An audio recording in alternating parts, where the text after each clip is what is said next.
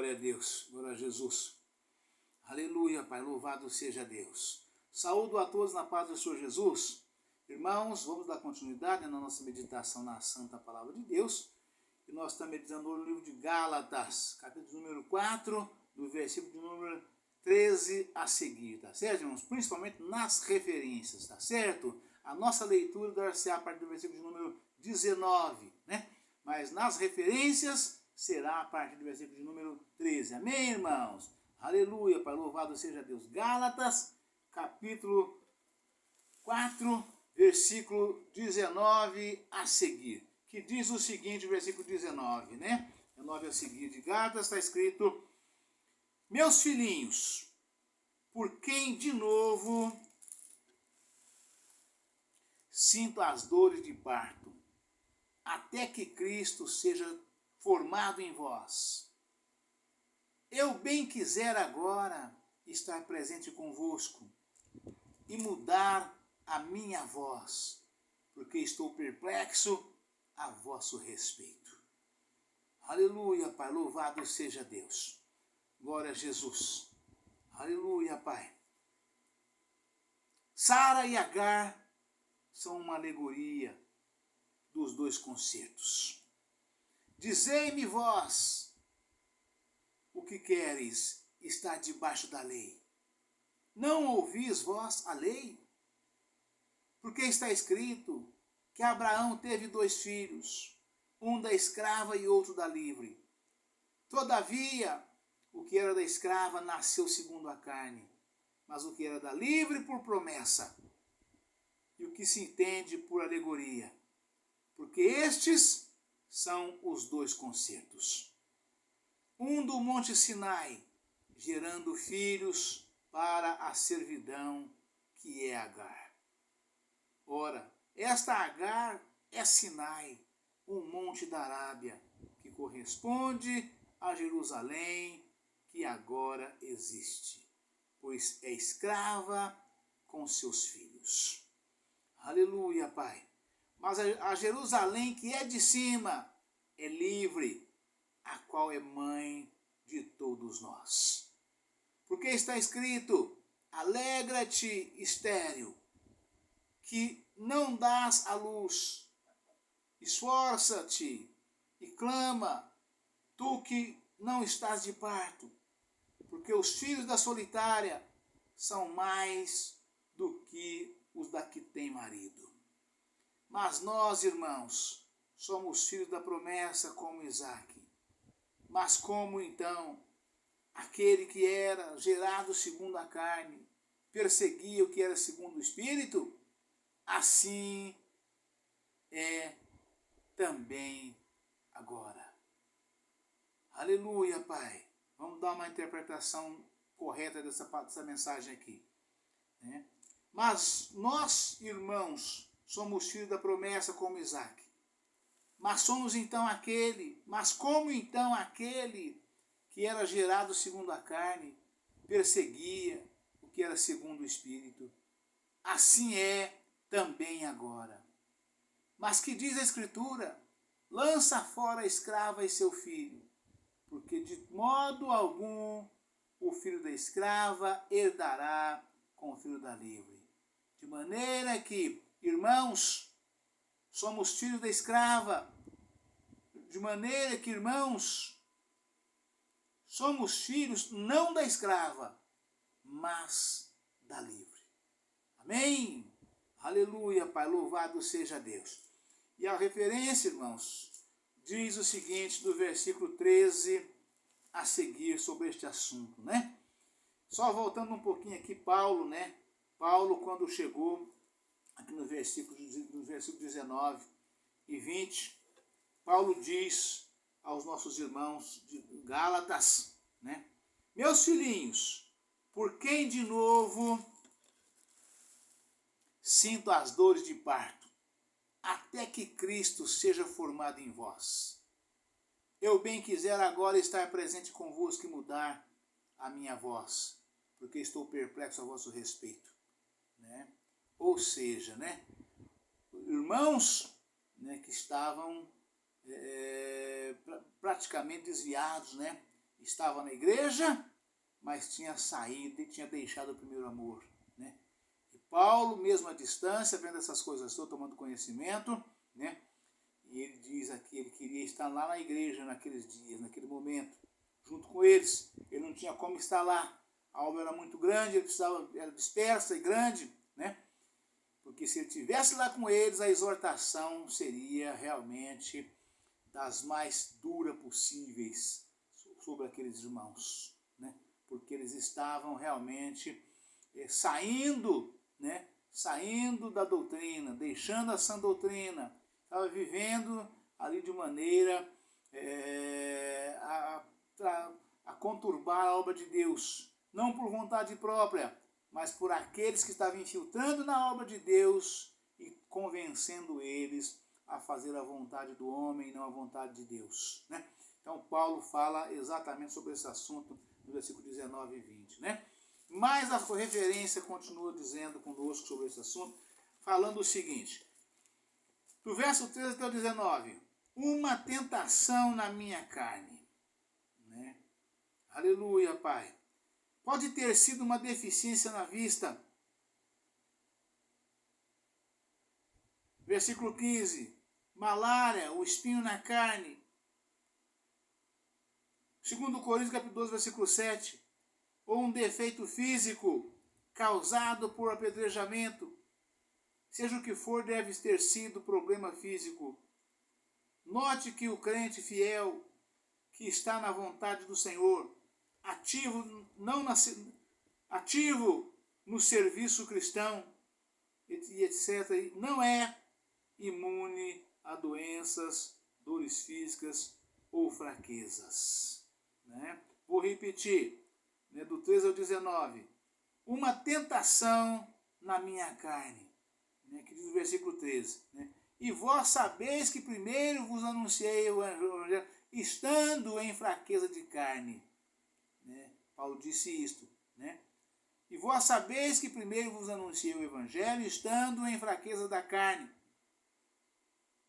E não rejeitastes nem desprezastes isso, que era uma tentação na minha carne.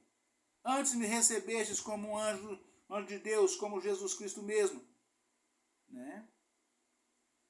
Qual é logo a vossa bem-aventurança? Porque vos dou testemunho de que, se possível for, arrancaria os olhos e mos daríeis.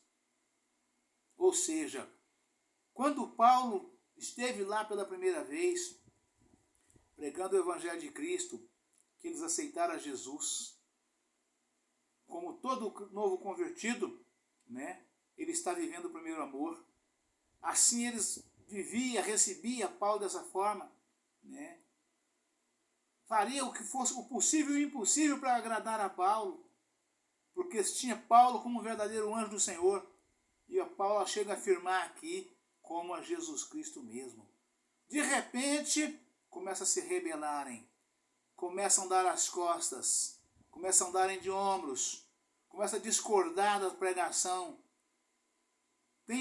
Tem alguns que têm, inclusive, a petulância de sair durante a pregação, meneando a cabeça e ir embora. E é disso que Paulo está falando, né? Desse abandono, desse desprezo, dessa irreverência, né? De alguns dos irmãos que ali estavam, né? Aleluia, Pai, né? Porque vos dou testemunho de que, se possível for, arrancaríeis os olhos e mos daríeis. Ou seja, dava para Paulo o que o Paulo pedisse, se pudesse, dava até aos próprios olhos. De tanto que gostavam, amavam, respeitavam, né? Tinha ele como um verdadeiro anjo de Deus, né? E de repente começa a se distanciar e abandonar o primeiro amor, né? Fiz-me acaso vosso inimigo dizendo a verdade? Ou seja, por causa das exortações, a distância, né? E também presente, de alguma forma, né? Os irmãos estavam agindo dessa forma que estavam, né? Eles têm zelo de vós, não como convém, mas querem excluir-vos para que vós tenhais zelos por eles. Ou seja, infiltrados, pregando doutrina de homens, né? Para que eles tivessem mais respeito e amor por aqueles que estavam ali pregando doutrina de homens, do que por aquele que pregava a verdadeira sã doutrina, né? Tipo assim, né? Esses sim são bons, aquele lá não, aquele não serve, né? Esse aqui sim, esse é bom, né? E é disso que Paulo está falando. Fiz-me acaso vosso inimigo, dizendo a verdade?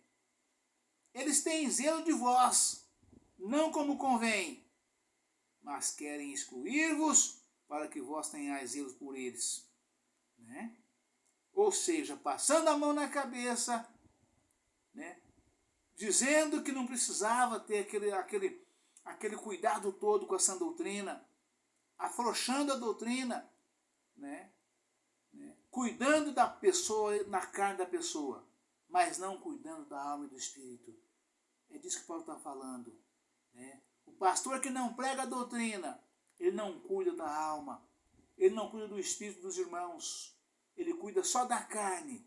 Ele agrada os irmãos com essas palavras, né?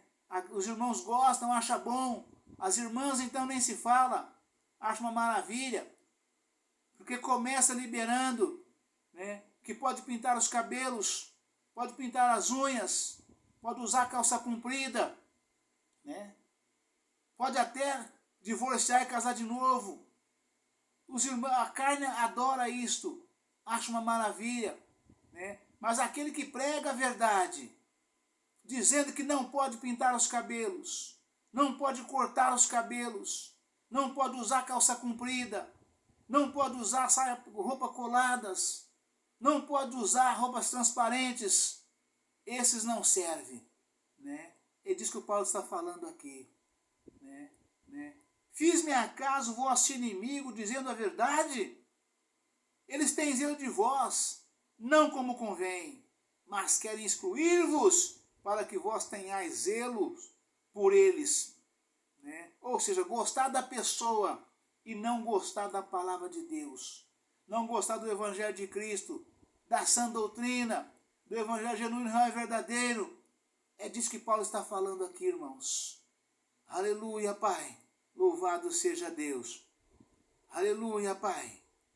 É bom ser zeloso, mas sempre do bem, e não somente quando estou presente convosco, né? Ou seja, eu estou falando mesmo à distância, eu estou lhes escrevendo para que vocês recebam, para que vocês ouçam e recebam. Abra o coração, né? Abra a mente, né? E entendam e pratique, né? É bom ser zeloso, mas sempre do bem, e não somente quando estou convosco. Meus filhinhos, por quem de novo sinto as dores de parto, até que Cristo seja formado em vós. Aleluia, Pai. Louvado seja Deus. Sinto as dores de parto, até que Cristo seja formado em vós. Ou seja, enquanto eu não ver vocês, todos vocês, 100%, sem abandonar um sequer, convertidos, totalmente convertidos, transformados, regenerados e libertos, eu não vos abandonarei.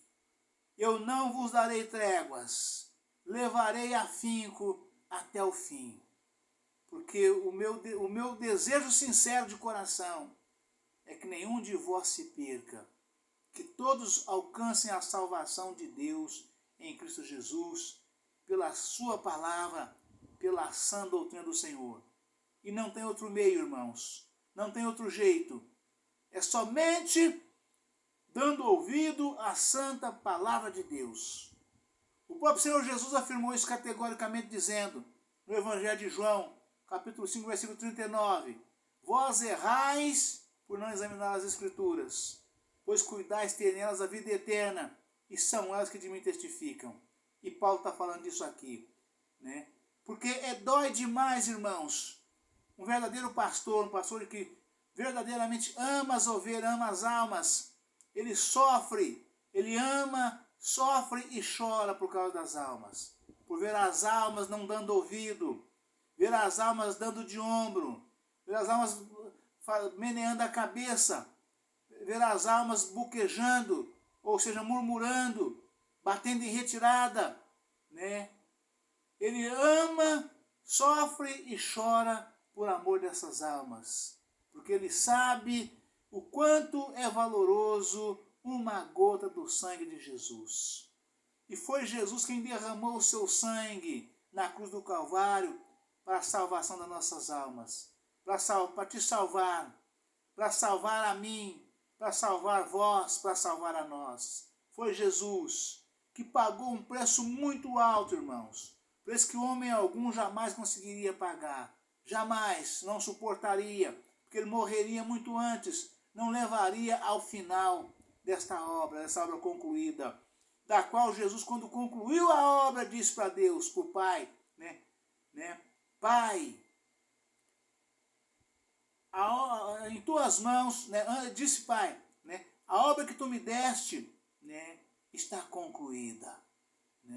Nas tuas mãos entrego o meu espírito. Jesus concluiu a obra que o Pai deu para ele, sem faltar nenhum ponto, nenhum tio, nenhuma vírgula, nenhum acento, cumpriu integralmente. É tão forte isso, irmãos, que quando Jesus estava instruindo os apóstolos, dizendo para eles que convinha que eles fossem a Jerusalém, e começou a falar para os apóstolos o quanto ele haveria de padecer na mão dos judeus, na mão dos homens, E Jesus começou a enumerar, tintim por tintim, do que ele passaria, E foi assim, de uma certa forma, assustador, a explanação de Jesus para os apóstolos, E a palavra vendo que Pedro pegou Jesus assim, tirou ele do lado e disse para ele: Senhor, tenha pena de ti mesmo, de maneira nenhuma isso te acontecerá. Jesus olhou bem nos olhos dele e disse para ele: para trás de mim, Satanás, que não compreende as coisas de Deus e me serve de escândalo. Ou que me serve de escândalo e não compreende as coisas que são de Deus. Foi tão sério que Pedro tomou a palavra no finalzinho já dos 3 anos e disse, tirou Jesus à parte e falou isso para Jesus. Jesus o repreendeu desta forma, porque Jesus sabia que não era Pedro falando de si mesmo, e sim Satanás usando a boca de Pedro para que Jesus não cumprisse o que estava determinado para cumprir. Jesus não podia recuar. Se ele recuasse, se ele negasse a cruz, negasse de morrer na morte, se ele negasse a morte de cruz, melhor dizendo, nós não teríamos alcançado a salvação de Deus. Mas ele não negou, ele sabia o que ele ia passar, que ele ia padecer.